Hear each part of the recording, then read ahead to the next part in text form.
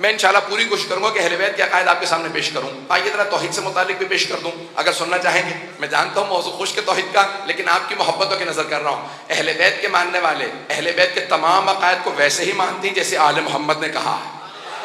تو اب میرے جتنے تمام دوسرے برادران بھی سن رہے ہیں وہ بھی سن لیجیے ہمارا عقیدہ کیا ہے.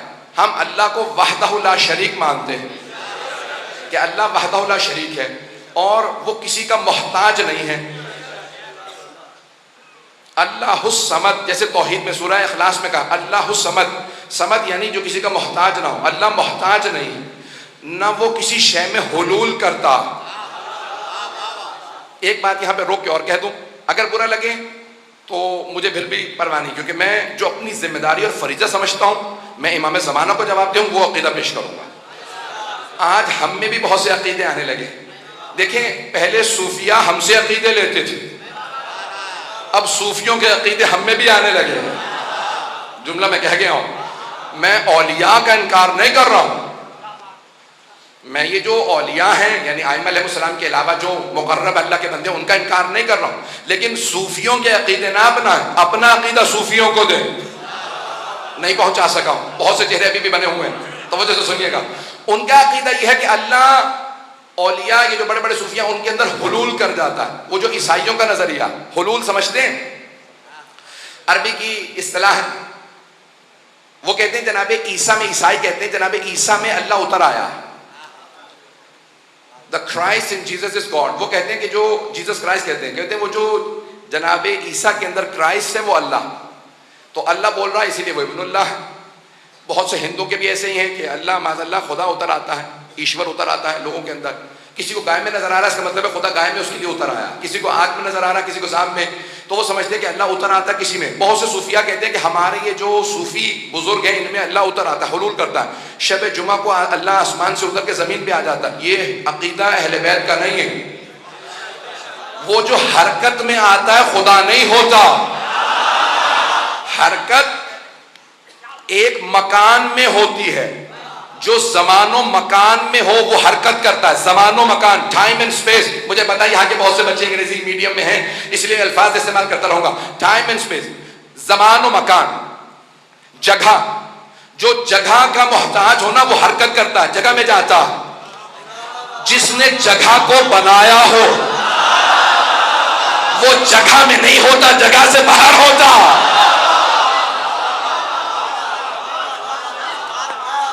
پہنچتے رہیں گے میرے سارے برابر، خصوصاً میرے بچے خاص طور سے سنیں گے. تو اللہ حلول نہیں کرتا ہے. حلول کا ایک اور مطلب ٹو ڈیزولو انٹو تھنگس، کسی چیز میں حل ہو جانا. جیسے کسی نے مجھے پانی دیا، ایک صاحب نے کہا یہ نمک لے لیجئے، میں نے ان سے نمک لیا، پانی میں ڈالا اور اسے فوراً حل کر دیا. میں لفظ استعمال کر رہا ہوں حل کر دیا. جب حل کر دیا تو وہ حلول کر گیا. اب اگر کوئی آدمی مجھ سے کہ میرا نمک واپس کر دیجئے تو میں کہوں گا اب میں نمک واپس نہیں کر سکتا، کیونکہ وہ نمک پانی میں حل ہو گیا، نمک حلول کر گیا. جو اپنی ماہیت کھو کے دوسرے میں چلا جائے وہ باقی نہیں رہا. توحید واضح ہو رہی ہے. تو اب جو حل ہو جائے، کسی نے چینی دی، میں نے چینی کو حل کر دیا، کہا چینی واپس کر دو، کہا اب واپس نہیں کر سکتا، کیونکہ یہ چینی اس پانی میں حل ہو گئی، ڈیزولو ہو گئی ہے، حلول کر گئی. جو شے حلول کر جائے نا وہ غائب ہو جاتی ہے، اپنی حیثیت کھو دیتی ہے. جو اپنی حیثیت کھو دے وہ کیسا خدا؟ تو اللہ کسی شے میں حلول نہیں کرتا. تو اب یہ صوفیوں کا نظریہ ہے کہ اللہ حلول کر جاتا ہے. صوفی صاحب میں آ گیا. میں کسی بزرگ کا نام نہیں لے رہا ہوں، بہت سے بزرگ ہیں اور بہت سے تو بزرگ بھی نہیں ہیں. کچھ لوگ تو پہنچ گئے اور کچھ لوگ موڈ میں ہیں کہ مولانا سے کہلوا کے چھوڑیں گے. نام کہلوائے بغیر پہنچ جائیے گا خدا رہا. تو اب میں پیش کر رہا ہوں، کوئی بھی وضاحت کروں گا تو اس میں اشارہ اگر زیادہ اللہ نہ کرے کہ میرے منہ سے کوئی بات نکل جائے. پروردگارہ میری مدد فرما کہ میں تیری توحید کو ایسے پیش کروں جیسے تو چاہ رہا ہے. اب یہ کسی نے کہا کہ بھئی ایک اصطلاح ہے ہمارے ہاں چلتی ہے 11 یا آگے پیچھے کوئی تاریخ اگر ہو. پہنچ گئے، بات آگے ہو گئی. تو ان کے القاب میں سے ایک لقب ہے، ہاتھ کو کہتے ہیں فارسی میں 10. تو 10 کی یا اس طرح کہ میں کوئی اور اس سے زیادہ وضاحت نہیں کر سکتا. تو کہتے ہیں کیسے بنے؟ وہ کہا کہ وہ اللہ کے ساتھ جنت میں سیر کر رہے تھے، اللہ کا پاؤں پھسل گیا انہوں نے ہاتھ پکڑ کے سنبھال لیا. اللہ نے کہا آج سے تو ہی. پتہ نہیں لوگ پہنچے یا نہیں پہنچے. ایسی توحید کے ہم قائل نہیں. ہم آل محمد کے ماننے والے, ہم علی مشکل کشا کے ماننے والے. توجہ توجہ, ہم مشکل کشا کے ماننے والے. ان سے کسی نے پوچھا یا علی آپ نے خیبر کا در کیسے اٹھایا؟ کہا قدرت الہی بول رہی تھی. جو خیبر کا در اکھاڑ کے بھی کریڈٹ نہ لے بلکہ کہے اللہ نے ایسی ولایت دی ہے. لوگ نہ جانے کیا کچھ لکھ دیتے, وہ اپنے متعلق پتہ نہیں کیا کچھ کہہ دیتا. اگر علی کے علاوہ کوئی اور ہوتا خیبر کا در اکھاڑنے والا, پتہ نہیں لوگ ہے یا نہیں. اب سمجھ میں آیا اللہ کیوں ایسوں ہی کو بناتا ہے. نہیں پہنچا سکتا. توجہ توجہ ہو سارے مجمع کے. عزیزان گرامی, انبیاء علیہ السلام نے معجزات دکھائے. جناب عیسیٰ نے مردوں کو زندہ کیا. جب مردے زندہ کیے تو بہت سے عیسائیوں نے کہا یہ ابن اللہ, یہ اللہ کا بیٹا. جناب عزیر کو یہودیوں نے کہہ دیا یہ اللہ کا بیٹا. جن انبیاء نے چھوٹے چھوٹے معجزات دکھائے تھے, لوگ ہیں یا نہیں, مولا میری مدد فرمائیں گے یا علی ادرکنی. جن انبیاء نے چھوٹے چھوٹے معجزات دکھائے تھے نا, جناب عیسیٰ نے مردہ زندہ کیا, جناب موسیٰ نے سنگریزے اٹھائے, بڑے بڑے انبیاء علیہ السلام نے مختلف, جناب داؤد نے لوہے کو ہاتھ سے چیر دیا. انبیاء نے چھوٹے چھوٹے معجزات دکھائے تو بہت سے ان کے ماننے والے انہیں خدا کہنے لگے. علی مرتضیٰ نے اشارہ کیا سورج پلٹ آیا. رسول خدا نے اشارہ کیا چاند کے 2 ٹکڑے ہو گئے. جناب سیدہ کی در پہ ستارہ آ گیا. توجہ, علی نے خیبر کا در اکھاڑا, مرحب حارث اندر کو پچھاڑا, اور ایسے ایسے معجزات دکھا کے کسی کو مارا پھر زندہ کیا. زندہ کا جنازہ پڑھایا وہ مردہ ہو گیا. تو اب سب کہنے لگے نا چھوٹے چھوٹے معجزات دکھانے والے خدا, تو یہ کیسے خدا نہیں؟ تو میرے مولا نے ہر معجزہ دکھانے کے بعد سجدہ شکر کیا. بھائی میں معجزہ دکھا کے سجدہ شکر کر کے بتا رہا ہوں میں خدا نہیں ہوں, اس نے مجھے ولایت دی ہے. توحید پہنچائی ہے تو آل محمد نے پہنچائی. پہنچ رہے ہیں ذرا عزیزان گرامی. یہ توحید, ہم یہ نہیں کہتے توحید بچائی ہے, ذات توحید کو کوئی نہیں بچا سکتا. بھائی دیکھیں کربلا نہ ہوتی خدا پھر بھی ہوتا, لیکن ماننے والا کوئی نہ ہوتا, نہیں پہنچا سکا. اگر معاذ اللہ, میں گستاخی نہیں کر رہا ہوں, کربلا نہ ہوتی خدا پھر بھی ہوتا, ماننے والا کوئی نہ ہوتا. تو حسین ابن علی نے ذات توحید کو نہیں بتایا, اللہ کو نہیں بچایا, کلمہ توحید کو بچایا. اللہ تو ہوتا, کوئی لا الہ الا اللہ کہنے والا نہ ہوتا. اب سمجھ میں آیا بیعت کیوں نہیں کی. یہ بیعت حسین کا معاملہ نہیں تھا, توحید کا معاملہ تھا.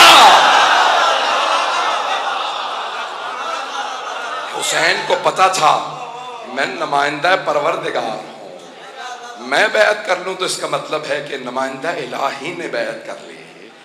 عزیزان گرامی, اس لیے کبھی بھی بیعت ممکن ہی نہیں تھی. دوبارہ توہین مقصود نہیں ہے.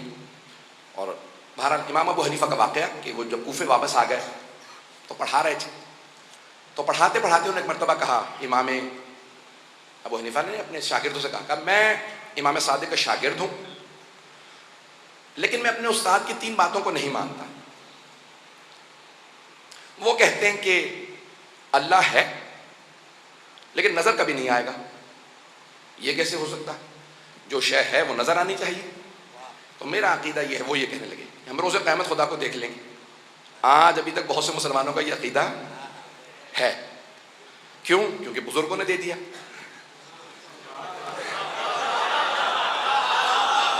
عقیدہ وہی بنائیے گا جو آل محمد کا. ہمارے عقائد پیش کر رہا ہوں, آل محمد کے مان. کوئی کسی کو برا تو نہیں لگ رہا؟ سنیں گے حضرات. عزیزان گرامی, انہوں نے کہا کہ میں اپنے استاد سے 3 باتوں میں اختلاف کرتا ہوں. پہلے وہ کہتے ہیں اللہ ہے, نظر کبھی نہیں آئے گا.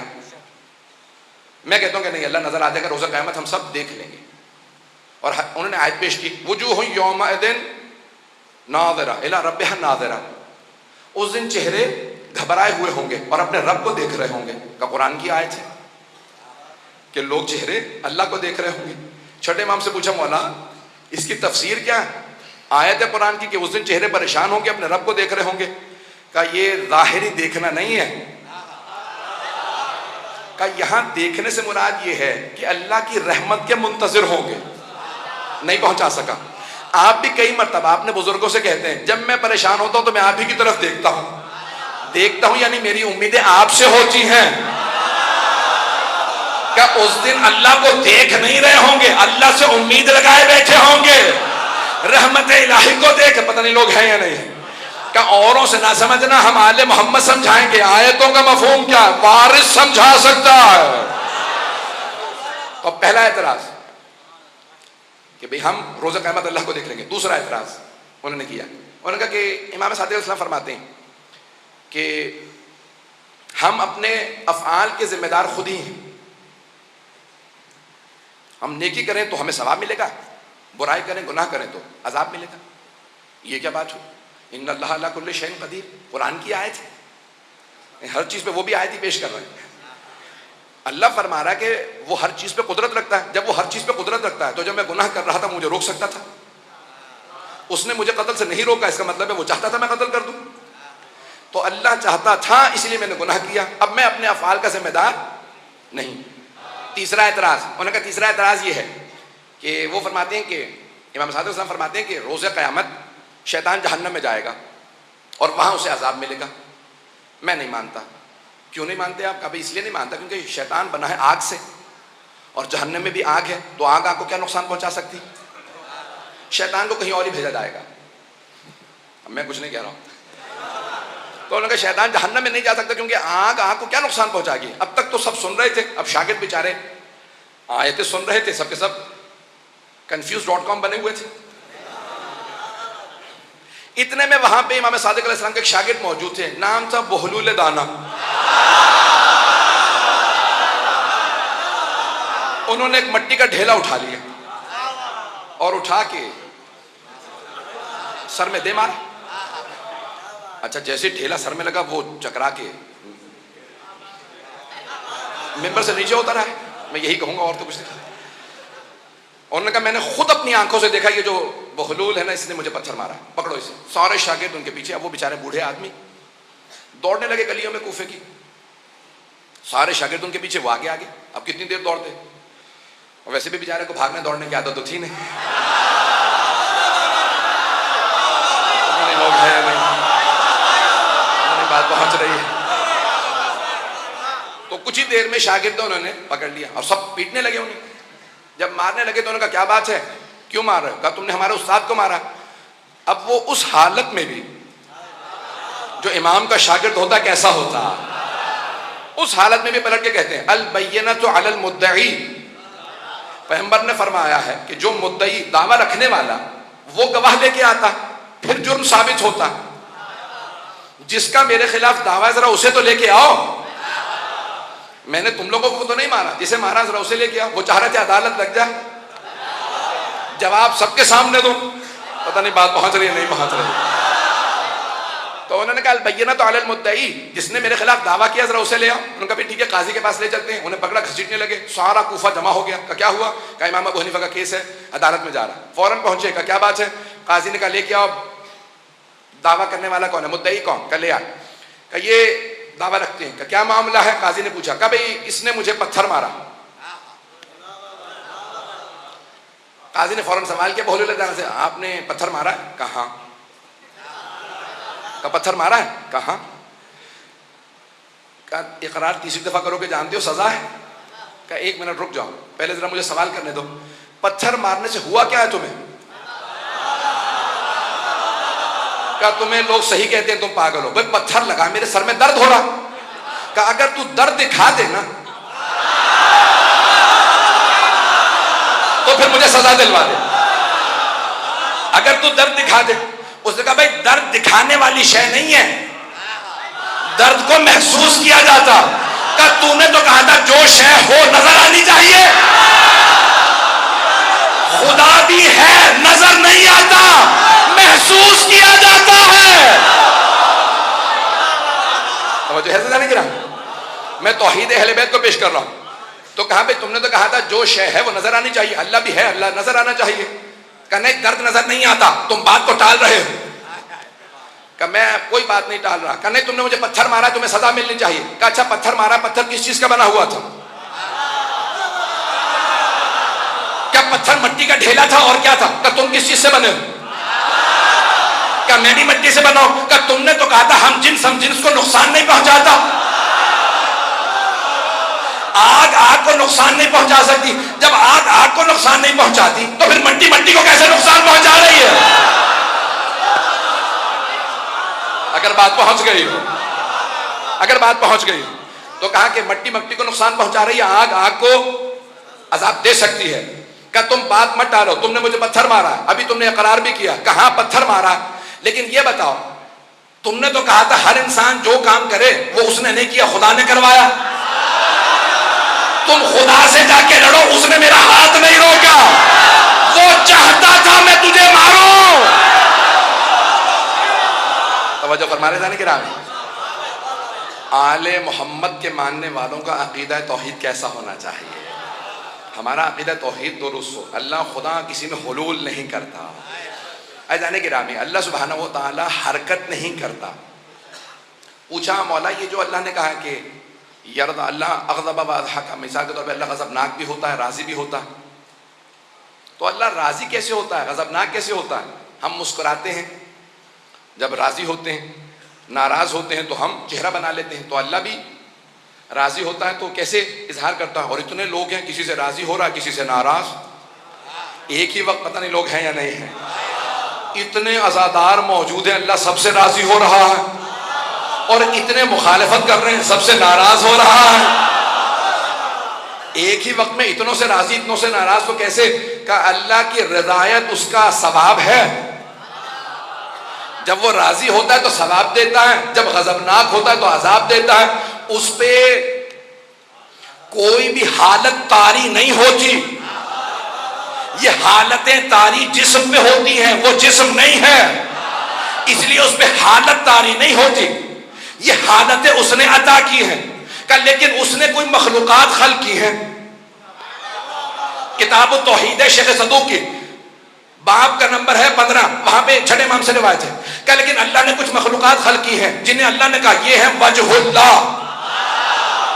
اگر وہ کسی سے راضی ہو تو اللہ راضی ہو جاتا، اور اگر وہ ناراض ہو جائے تو خدا ناراض ہو جاتا. اب جس نے رضی اللہ عنہ بننا ہو وہ وجہ اللہ کو راضی کر لے. گرامی ہمارے عقائد وہ ہونے چاہیے جو آل محمد نے بتائے ہیں. تو ہم توحید کے ماننے والے ہیں، اور توحید کو سمجھنا ہو تو آل محمد سے سمجھنا. وہ بتائیں گے توحید کیا ہے، مولا کے خطبے بتائیں گے. جناب امیر اپنی ایک وصیت میں کہتے ہیں اے میرے لخت جگر محمد حنفیہ، اگر اللہ کے علاوہ اور بھی کوئی خدا ہوتا لَأَتَتْكَ رُسُلَهُ، تو اس کے بھی رسول تیرے پاس آتے، وہ بھی اپنے رسولوں کو بھیجتا. وہ کہتا ارے یہ اللہ اپنے آپ کو منوائے چلا جا رہا ہے تو میں بھی منواؤں، میں بھی رسول بھیجتا ہوں. کہ کسی نبی کا یہ نہ کہنا کہ اللہ کے علاوہ اور کوئی خدا ہے یہ خود ایک دلیل ہے کہ 1,24,000 انبیاء ایک کے بعد ایک آتے رہے، سبھی کہتے رہے لا الہ الا اللہ لا الہ الا اللہ. نہیں پہنچا سکا. اگر ایک بچہ باہر سے آئے اور کہے کہ حادثہ ہو گیا یا آگ لگی، میں نے وہاں پہ مثال دی تھی، تو آپ سب کے سب مانیں گے کہ بچہ آیا ہے شاید جا کے دیکھ لیں. کچھ کہیں نہیں ہم نہیں جاتے، بچہ ہے، اتنے میں دوسرا بچہ آ جائے اور وہی بات دہرائے. کچھ لوگ پھر بھی کہیں گے ارے بچے ہیں کیا ضرورت ہے، اتنے میں تیسرا بچہ آ جائے، پھر چوتھا، پانچواں، 10، 12، 14، 1,24,000. اچھا جانے گرامی یہ 10، 12، 14 بچے ہی آ جائیں گے نا تو آپ کہیں گے نہیں باہر جا کے دیکھو کچھ نہ کچھ ہوا ہوگا.